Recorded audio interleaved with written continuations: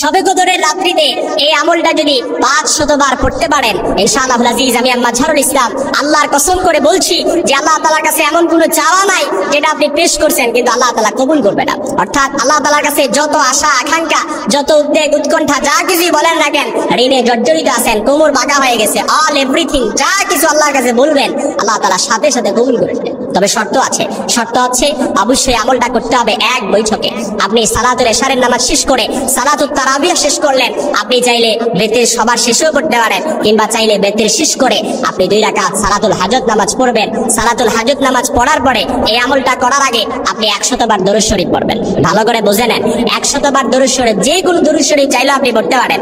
সাল্লাল্লাহু আলাইহি ওয়াসাল্লাম, আল্লাহুম্মা সাল্লি ওয়া সাল্লিম ওয়া বারিক আলাইহি, অর্থাৎ যে কোনো দরুদ শরীফ আপনি চাইলেও পড়তে পারেন। এই দরুদ শরীফ 100 বার পড়বেন, তারপর 499 বার পড়বেন লা হাওলা ওয়ালা কুওয়াতা ইল্লা বিল্লাহ। এই যে লা হাওলা ওয়ালা কুওয়াতা ইল্লা বিল্লাহ, এটা পারি না এরকম কেউ নাই। আমি ভালো করে আপনাদেরকে বুঝাই দিচ্ছি। লা হাওলা, এই হা কিন্তু 2টা আছে, একটা হচ্ছে হায়া হুত্তি আর একটা হচ্ছে হায়া হাওয়াস।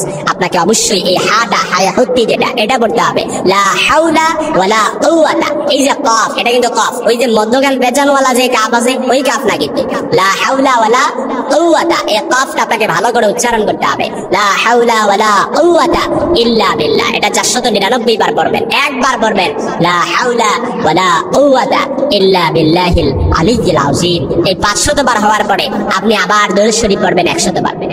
এই দরুদ শরীফের ক্ষেত্রে আমি আপনাদেরকে একেবারে ধরাবাঁধা কোনো দরুদ শরীফ বলতে চাই না, যে কোনো দরুদ শরীফ পড়লেই হবে। সাল্লাল্লাহু আলাইহি ওয়াসাল্লাম, আল্লাহুম্মা বারিক ওয়া সাল্লিম, আল্লাহুম্মা সাল্লি ওয়া সাল্লিম ওয়া বারিক আলাইহি, এভাবে পড়ে তারপর কয়েকবার ইস্তেগফার পড়ে আল্লাহর কাছে দোয়া করবেন। এবার দোয়া যে করলেন, এক বৈঠকে যে আমলটা করলেন, আল্লাহ তাআলার প্রতি পরিপূর্ণ ইয়াকিন রেখে, ইত্তেবা রেখে, আমি এই যে বলে রাখা ভালো, আপনারা যখন আমলটা করার পরে দোয়া করবেন, অবশ্যই দোয়া করার ক্ষেত্রে যখন মোনাজাত ধরবেন, এই মোনাজাত আপনি চাবেন একটা নিবিড়, একটা নিস্তব্ধ জায়গায়, যাতে করে আপনার কানেকটিভিটা আল্লাহ তাআলার কাছে খুব সহজই হয়ে যায়। এই কানেকটিভিটি যখন আল্লাহ তাআলার কাছে হবে, তখন আপনার ভেতরে এই ইয়াকিন রাখবেন আল্লাহ তাআলা আমার দোয়াটা অলরেডি কবুল করে নিয়েছেন। আপনি যখন দোয়া করবেন, এই দোয়া করার ক্ষেত্রে আপনি আপনার উপর এই ইয়াকিন রাখবেন যে আমি যে দোয়াটা করব, এই দোয়াটা আল্লাহ তাআলা অলরেডি কবুল করে নিয়েছেন।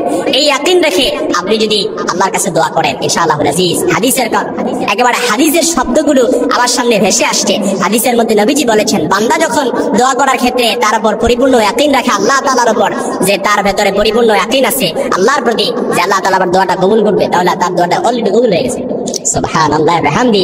এইজন্য আমি বলতে চাই, লাইলাতুল কদরের রাত্রি না, শুধু শবে কদরের রাত্রি যে বিষয়টা এরকম নয়, অন্য যে কোনো রাত্রিতে আমরা চাইলে আমলটা করতে পারি। আল্লাহ তাআলা আমাদের মনের ভেতরে যত যন্ত্রণা আছে, যত দুঃখ আছে, যত আশা আকাঙ্ক্ষা আছে, সবগুলো আল্লাহ তাআলা কবুল করে নেবেন, দুঃখ যন্ত্রণা সবকিছু দূরীভূত করে দিবেন। সুবহানাল্লাহ ওয়া বিহামদি। তবে লাইলাতুল শবে কদর, এই যে লাইলাতুল কদরের রাত্রি, শবে কদরের রাত্রি আমি স্পেসিফিক কেন বললাম, এই রাত্রির এত মর্যাদা, কোরআনে আল্লাহ তাআলা স্বতন্ত্র সূরা নাযিল করেছেন এই রাত্রির ব্যাপারে। হাদিসের মধ্যে নবীজি সাল্লাল্লাহু আলাইহি সাল্লামের অসংখ্য হাদিস আছে এই রাত্রির ফজিলত এবং মর্যাদার ব্যাপারে। যে রাত্রিটা আপনি এক রাত্রি ইবাদত করলেন, 1000 মাস ইবাদত করলে যে সওয়াব হতো, এই সওয়াব আল্লাহ তাআলা আপনার আমলনামায় পৌঁছায় দিবেন। এমনকি 84 বছর ইবাদত করলে যে সওয়াব হতো, ওই সওয়াব আল্লাহ তাআলা আপনার আমলনামায় পৌঁছায় দিবেন। এজন্য শবে কদরের রাত্রিতে 500 বার আমরা এই আমলটা করব। এর আগে 100 বার দরুদ শরীফ পড়ব, পরে 100 বার দরুদ শরীফ পড়ব, কয়েকবার ইস্তেগফার পড়ব, তারপর আল্লাহ তাআলার কাছে 2 হাত তুলে দোয়া করব। আমি মাজহারুল ইসলাম কনফিডেন্স এবং আত্মবিশ্বাসের সাথে বলতে পারি, আল্লাহর কসম করে, যে এমন কোনো দোয়া নাই যেটা আল্লাহ তাআলা কবুল করবে না,